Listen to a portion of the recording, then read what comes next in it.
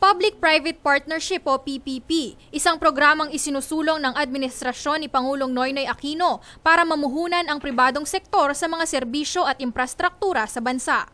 Sa Kongreso, ipinanukala ang House Bill 6069 o privatization ng government hospitals.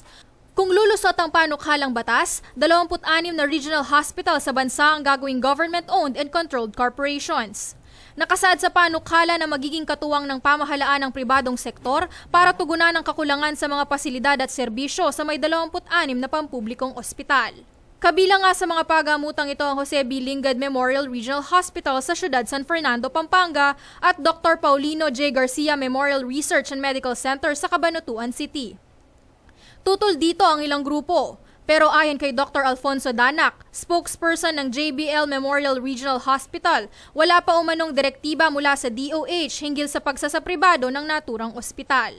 Ang privatization kasi will actually, kung by the term itself, baka maging compromise ang services natin doon sa lalo na sa mga maralita nating kababayan. Pero dapat maintindihan din ng taong bayan na ang government ay hindi naman after transforming the government hospitals into a private hospital. Hindi po yun ang objective. Pero kahit hindi pa lumulusot ang batas, pumasok na umano ang JBL sa PPP agreement sa ilang serbisyong hindi kayang tugunan ng gobyerno katulad ng dialysis at ventilator units. Nakakatulong umano ang nasabing partnership sa pagbibigay ng katulad na serbisyong nakukuha mula sa mga pribadong ospital, ngunit sa presyong katumbas lang sa mga pampublikong institusyon. Ang gusto natin, itong mga private organizations na ito, pag nagsubmit sa amin sila ng proposal, ang una namin tinitingnan, ano ang magiging benepisyo nito sa mga maralita? At ano magiging problema ng mga maralita kung i-engage sila? Sinasabi ng mga tutol sa privatization o pagpasok ng PPP sa mga government hospital na maaari umanong mawala ang kontrol ng pamahalaan sa gagawing kasunduan dahil kasama na ang pribadong sektor sa mga magiging desisyon. Sa public-private partnership, una maraming manggagawa natin. Civil service, mga regular, mawalan ng trabaho yan.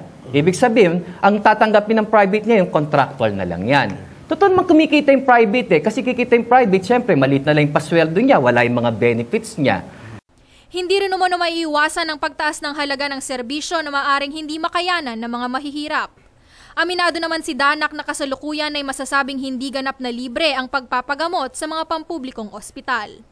May mga measures na ginawa para isasawi na yung mga pasyenteng hindi makaka-afford ng pambayad dito sa mga services na ito ay pwedeng mai-refer sa other units ng hospital na makakatulong sa kanila. Batay sa datos, nasa 4.1% lamang ng Gross Domestic Product o GDP ng Pilipinas ang nakalaan sa programang pangkalusugan.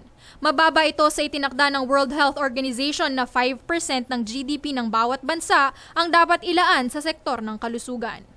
Ako po si Sara Maniago, Alerto Alisto sa Pagbabalita.